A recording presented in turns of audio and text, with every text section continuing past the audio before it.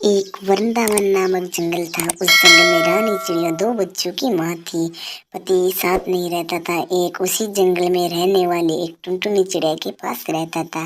रानी चिड़िया बड़ी मुश्किल से गुजारा बसारा कर रही थी। बरसात का मौसम था, फिर भी रानी चिड़िया दिन बिता रही थी। तभी उसकी बेटी पिंकी कहती है, मम्मा मम्मा, बबली मौसी है ना, अपने घर को तैयार कर रही है। हमारा घर तो कितना टूटा फटा है, हमें भी तो अपने घर को मरम्मत करा लेनी चाहिए। हाँ पिंकी, तुम सही कह रही हो, लेकिन मेरी बच्ची, मैं इस हालत में कैसे घर की मरम्मत करा लूंगी। लेकिन तुम इतनी बड़ी भी नहीं हो कि इसकी मरम्मत कर डालो। बेटा, जो होगा देखा जाएगा, तू टेंशन मत ले।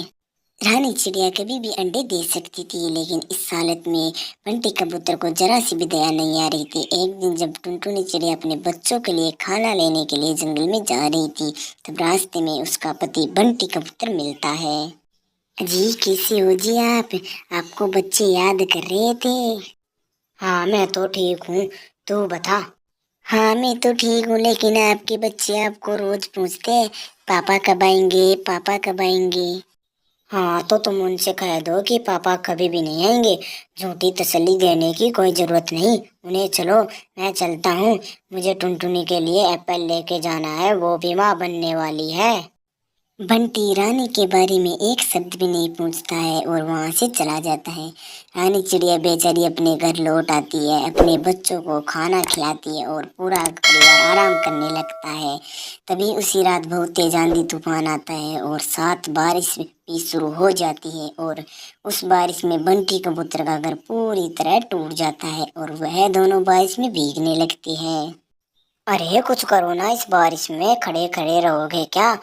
पता नहीं क्या, मैं माँ बनने वाली हूँ, ज्यादा देर बारिश में खड़ी नहीं रह सकती हूँ, बीमार हो जाऊंगी और अंडे भी खराब हो जाएंगे। अरे मैं क्या करूँ, मुझे कुछ समझ नहीं आ रहा।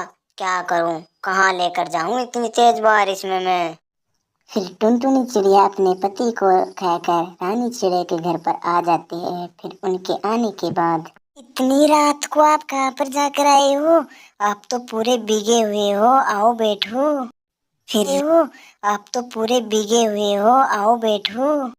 फिर रानी चिड़िया टुनटुनी चिड़िया को देखकर हैरान हो जाती है कि यह भी साथ में आ गई। अरे देखो रानी, बाहर बहुत बारिश हो रही है और आंधी भी चल रही है। मेरा और टुनटुनी का घर टूट गया है, इसलिए मैं तुम्हारे पास आया हूँ। वैसे भी मैं इसे ज्यादा देर तक बारिश में नहीं रख सकता।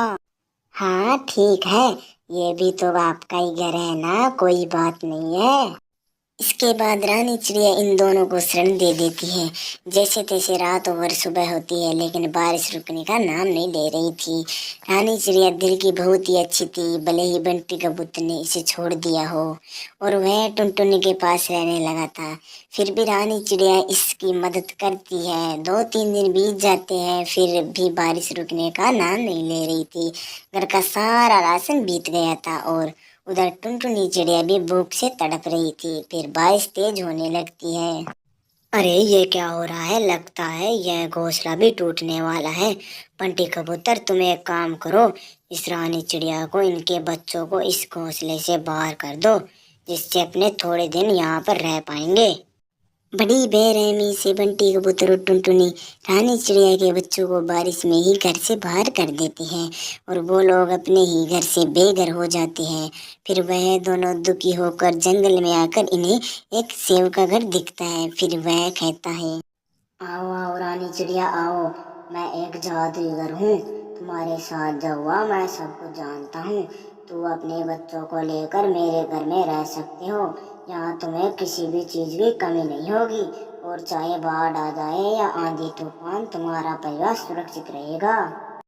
यह सुनते ही रानी चिड़िया खुश हो जाती है और इसके बच्चे और यह खुशी खुशी रहने लगते हैं। और वही बंटी कबूतर और टुनटुनी चिड़िया का घर गिर जाता है और यह आकर पेड़ पर बैठ जाते हैं और बारिश में भीगने लगते हैं।